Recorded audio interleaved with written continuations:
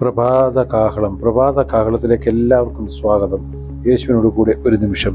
1 കൊരിന്ത്യർ 13-ാം അധ്യായം 1-ാം വാക്യം. ഞാൻ മനുഷ്യരുടെയും ദൂതന്മാരുടെയും ഭാഷകളിൽ സംസാരിച്ചാലും എനിക്ക് സ്നേഹമില്ല എങ്കിൽ ഞാൻ മുഴങ്ങുന്ന ചെമ്പോ ചിലമ്പുന്ന കൈത്താളമോ അത്രേ.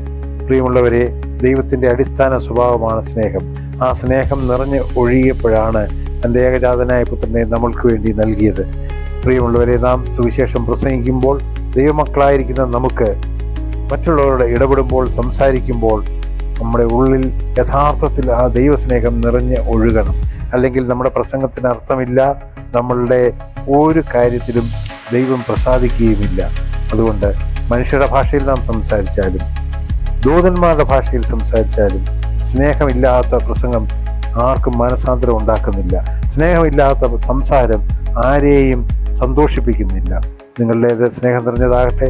ഭാര്യമാരോട്, ഭർത്താക്കന്മാരോട്, മക്കളോട്, സമൂഹത്തിലെ, സഭയിലെ, ജോലിസ്ഥലത്തൊക്കെയും യഥാർത്ഥ സ്നേഹം നിറഞ്ഞൊഴുകട്ടെ. പ്രാർത്ഥിക്കാം.